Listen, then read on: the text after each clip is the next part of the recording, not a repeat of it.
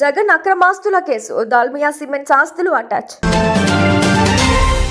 1000 కిలోల బంగారాన్ని కరిగించిన ప్రభుత్వం. ఏటా 17.81 కోట్ల రూపాయల వడ్డీ వస్తోందని స్టాలిన్ ప్రభుత్వం వెల్లడి.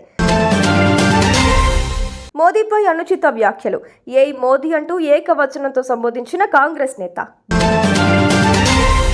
భారత్పై మరోసారి తన అక్కసును వెలగక్కిన పాక్.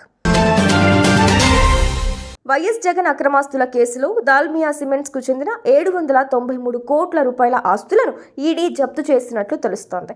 అందులో 377 కోట్ల రూపాయల విలువైన భూమి ఉంది. భారతీ సిమెంట్స్ లో క్విడ్ ప్రో క్వో జరిగిందని, పునీత్ దాల్మియా విజయసాయికి మధ్య డీల్ కుదిరిందని తేల్చినట్లు సమాచారం. కడప జిల్లాలో 417 హెక్టార్ల సున్నపురాయి లీజుల కేటాయింపులో దాల్మియాపై పలు అభియోగాలు నమోదయ్యాయి. భారతీ సిమెంట్స్ లో దాల్మియా పెట్టుబడులు పెట్టడం ద్వారా వచ్చిన లాభంలో 55 కోట్ల రూపాయలు 2010-11 మధ్య జగన్ కు బదిలీ చేశారని గతంలో సిబిఐ ఆరోపించింది. తమిళనాడు ప్రభుత్వం 1000 కిలోలకు పైగా బంగారాన్ని కరిగించింది. ఆ రాష్ట్రంలోని 21 ఆలయాలకు భక్తులు సమర్పించిన నిరుపయోగంగా ఉన్న 1000 కిలోలకు పైగా బంగారు వస్తువులను కరిగించి 24 క్యారెట్ల కడ్డీలుగా మార్చినట్లు పేర్కొంది. వాటిని బ్యాంకుల్లో డిపాజిట్ చేయగా ఏటా 17.81 కోట్ల రూపాయల వడ్డీ వస్తోందని స్టాలిన్ ప్రభుత్వం వెల్లడించింది.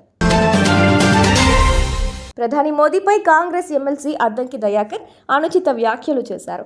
నేషనల్ హెరాల్డ్ కేసులో సోనియా గాంధీ, రాహుల్ గాంధీలపై ఈడీ ఛార్జ్ షీట్ దాఖలు చేయడాన్ని ఖండిస్తూ మోదీ అంటూ ఏకవచనంతో సంబోధించారు. బ్రిటిష్ వాళ్లకే భయపడని పార్టీరా మాది. మోదీ, అమిత్ షాలు దరిద్రులు, కేడీలు, దొంగలు. మోదీ స్వాతంత్ర సంగ్రామంలో మీ పాత్ర ఏంటి? 2029లో మోదీ తన్ని జైల్లో వేస్తామంటూ రెచ్చిపోయారు.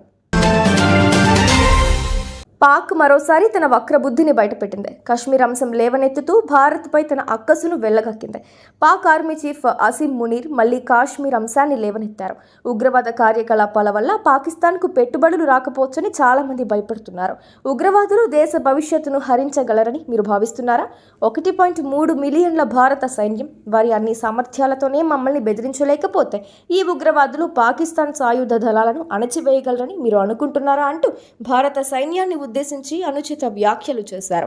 అలాగే కాశ్మీర్ గురించి మాట్లాడుతూ ఈ విషయంలో మా వైఖరి స్పష్టం. కాశ్మీర్ సోదరులను మేం అలా వదిలేయలేం అంటూ చెప్పుకొచ్చారు.